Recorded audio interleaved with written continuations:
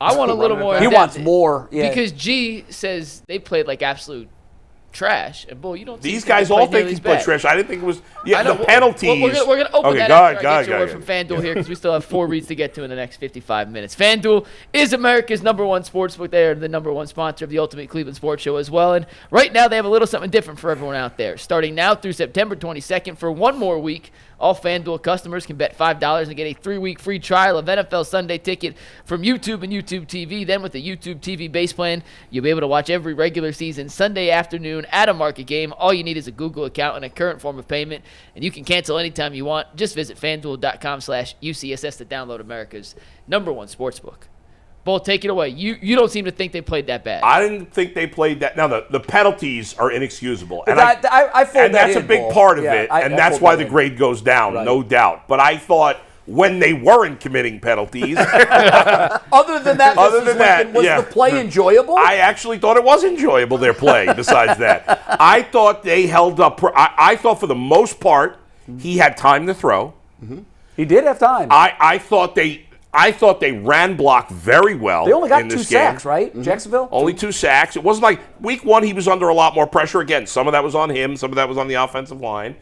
And we still didn't have. We're still trying to figure out where Shrek's doing. He's not in the building. But I thought they held up pretty well. Again, I'm only giving them a C because the penalties.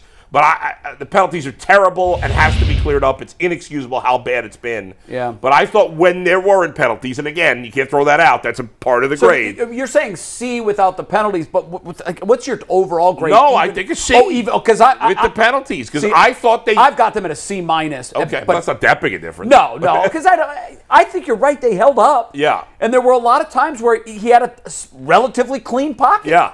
And they ran block well. I thought they ran block very well. Yeah. Very well. And I thought the run game, by the way, we haven't really hit on it yet. The run block to me yesterday was perhaps the most pleasant surprise. Yeah, they ran it really well. And you're going to have to run it without Nick Chubb. Yeah. You're going to have to because the one certain way to lose in the NFL is to become one-dimensional.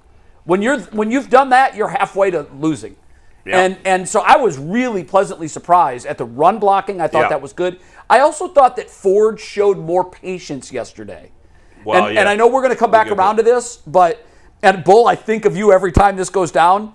I'm screaming at the TV, why are we going for it? Why are we going for it? This is going to cost us the game. That's a great call. And I thought of you because I was waiting for you to send a text I can hear the punt crowd now. Yeah, that's right. And it worked out. And I thought it worked out because it was genius. That was a great play call. How much more they're going to be able to use that and get away with that, I don't know. Yeah. But they bring Jameis Winston into the game. 4 players. I know I did. They bring Winston in the game, and of course, what are you going to think? They're going to sneak it. Because they had snuck it with him earlier. And it was perfectly called. They can't run that play for a few weeks now. No, I know they can't. But you know what? If it gets caught in the backfield, is he saying it's a beautiful call? No, you're right.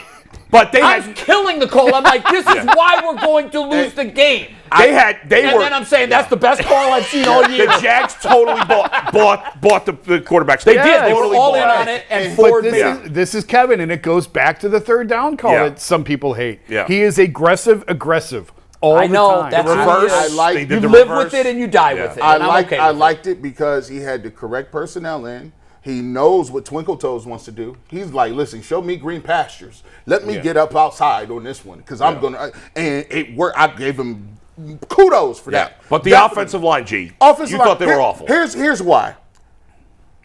You got to think about this. I call Joe Bitonio a borderline Hall of Famer. Yeah. You see what I'm saying? Yeah. I think between the guards and the center, it's probably one of the top 4 or 5 units in the league, right? So I got a lot of respect for those dudes, and I got a high bar for those guys up front. That's fair. And those guys are your captains. They're the guys. Like you said, Wyatt Teller, he said, let's run the football. You think, like, they put Deontay Foreman in. It was much more straight ahead. I liked it. And the thing about the offensive line is you do them justice when you allow them to go run and be aggressive up front, because now it keeps those pass rushers at bay. They can't just line up and just hit their best move. They spin, they crossover dribbling and doing step back jumpers. And these guys are like, dude, like, give me something to help that out. The reason I say that they play bad is because I know where I've seen them play at a level where it's like, you can't stop them right now. You can't do nothing about it. They're getting to the next level. They're picking up blitzes. I seen them be able to pick up blitzes from other people. Like Wyatt Teller was getting two men because DeJuan Jones was like, I don't even know what to do in this play. And he was just like, he was doing double duty. So here's my thing about the O-line. I think too, this sucks. We're gonna have to say it. To some of these dudes, it's still preseason, man. And when you're big and it's hot outside and it's 90 degrees and you're playing all these snaps and you're in Florida, yeah, these guys are coming, getting after you fast. It wasn't the heat yesterday; it was the rain. It was the rain. It was one of those things, and I think, to me, I look at Ethan Pochich. There's different things like on the outside run.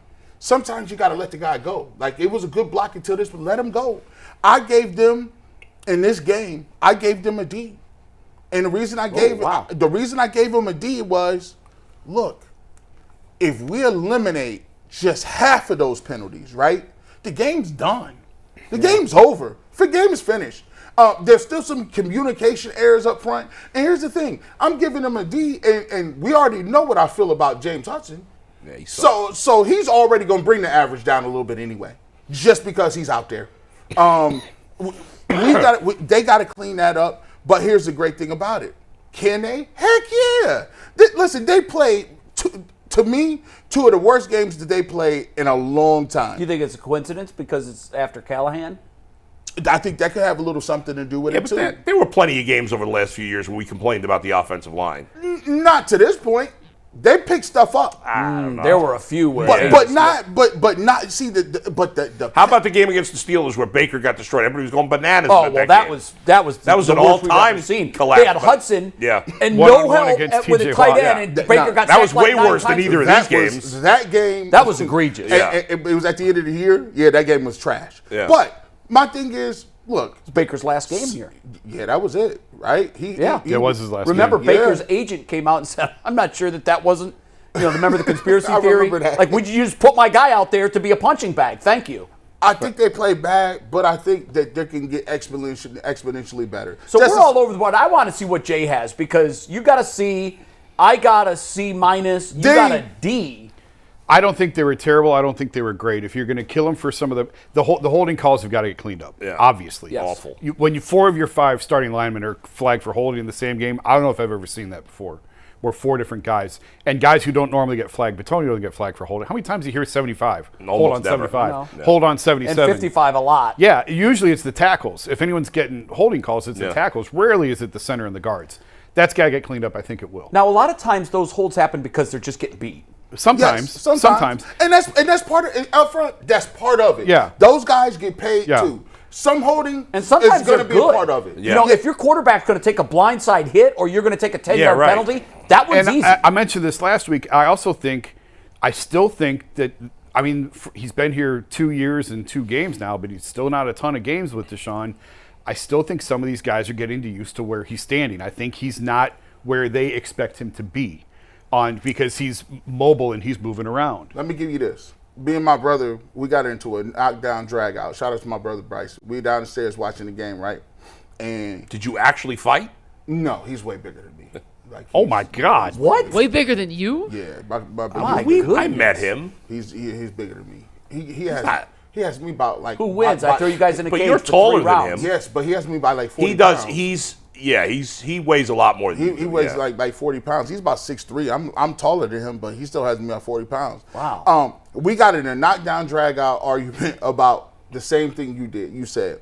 He said, these guys are running to a place where I'm trying to block.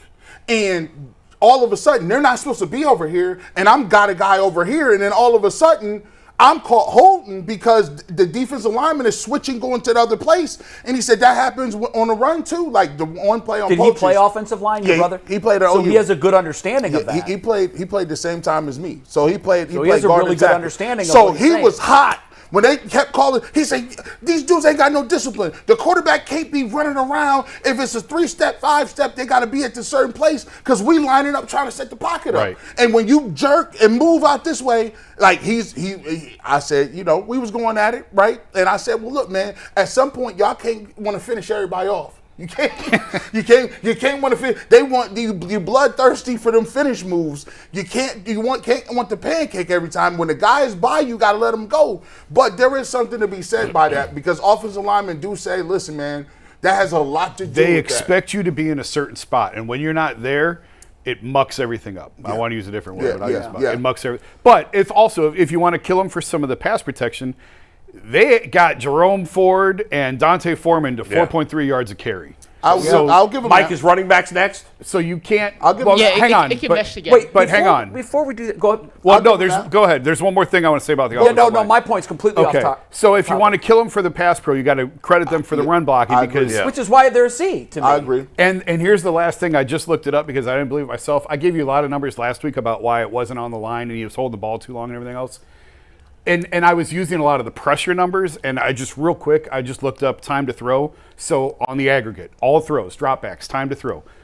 Would you believe he held the ball longer yesterday than he did in Are week you one? kidding me? Because last week he was like top of the league. The numbers are the numbers. Now, he was lower in the rankings in time to throw, although I didn't. Again, last week I was looking at pressure numbers. This is the total. Real quick. I would bet that Wow, if you that's did it, surprising, if you though, did Jay. it play by play, he'd have more throws that were quicker. I would agree with overall that. Because And my eyes tell me he got it out faster. I think yesterday. there were a handful of plays where he scrambled for a while. Yeah, just The- like the the third and 22-yard 26 pass- skews the average on third. The 22-yard pass to Judy on the first drive. Yeah. He was back there for like 6.5 It seconds. seemed Yeah, like I forever. think That's the numbers- going to skew the And numbers. he's the only guy. He's one of a few guys that can do that. Just for the record, just so you have the numbers, week one, he held it 4.24 seconds. Wow. Yesterday, I'm sorry, wait a minute. I want to make sure I got this right. No. I got last week one, he held it 4.16 seconds. And yesterday was 4.2. 4.24. And for reference, Brady So was we're- the quickest ever to get rid of it. Brady- he was in the high twos. Brady was high twos. Yeah. So I mean, and by the way, it's what's the difference? It's 1.2 seconds. Yeah, it's big. In It's a that big difference. aspect of the game, Yeah, it's a huge That's the difference. difference between a 99-mile-an-hour fastball and a 60-mile-an-hour So changer. while we're on it, just for comparison's sake, Yeah. the fastest yesterday, obviously Monday night still to come.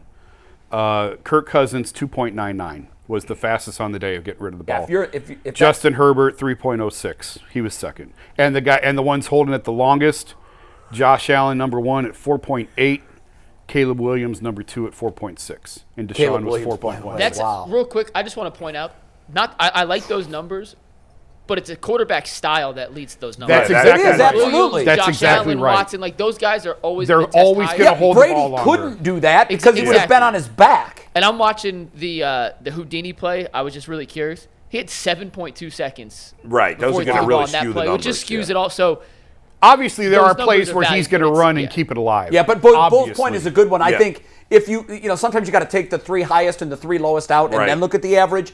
I thought on average, minus the scramble plays, he was more decisive. Yes. He was quicker pulling the trigger, agree. and in general, that's a good thing. Yeah.